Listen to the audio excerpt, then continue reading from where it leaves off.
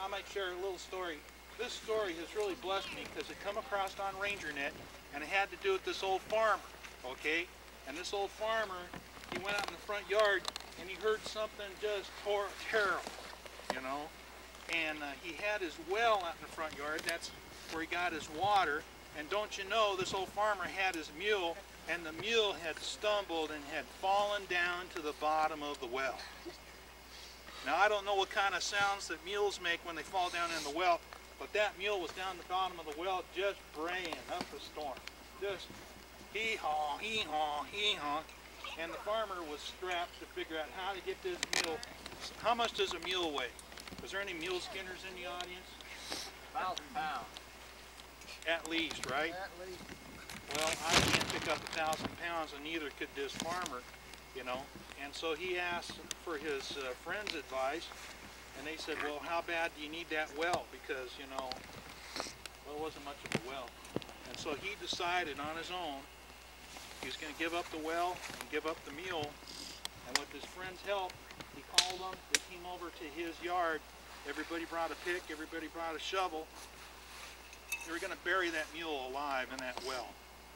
He couldn't use that well anymore, and he gave up on that mule. So they commenced digging in the dirt and throwing the dirt down in the well. What do you think that mule thought when that dirt hit him? Do you think he figured out what was about to happen? Yeah. I think so too. If mules can think, he thought. Okay?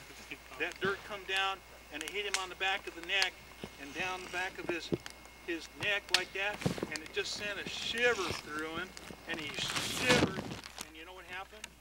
The dirt fell down around the side, and then he walked up over like that and just started stomping on it a little bit.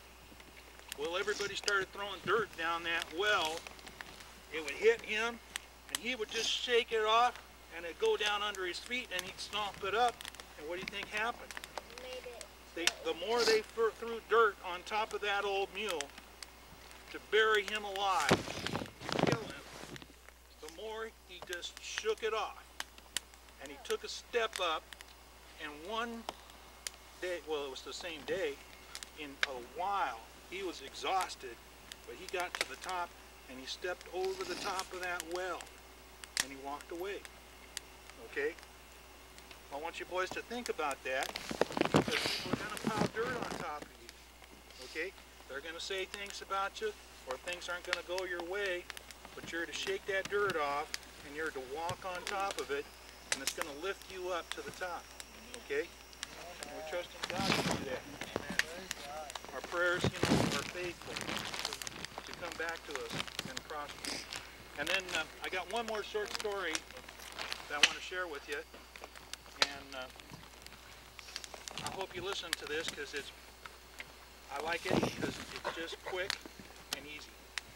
This old mountain man came into a Indian village, and he came upon this Indian who kind of looked troubled, but also looked like he'd been around a while. And he introduced himself and he asked him what his name was, and the Indian says, "My name is Two Dogs." Okay? So the mountain man said, "How'd you get that name?" And the Indian says, "Well, I've discovered that there's two dogs inside me that constantly fight.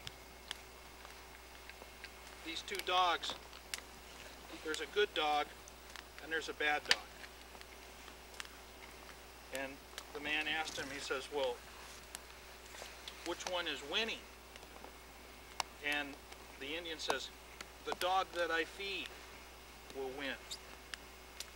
So that's my thought to you is, if you feed the bad dog, he'll win.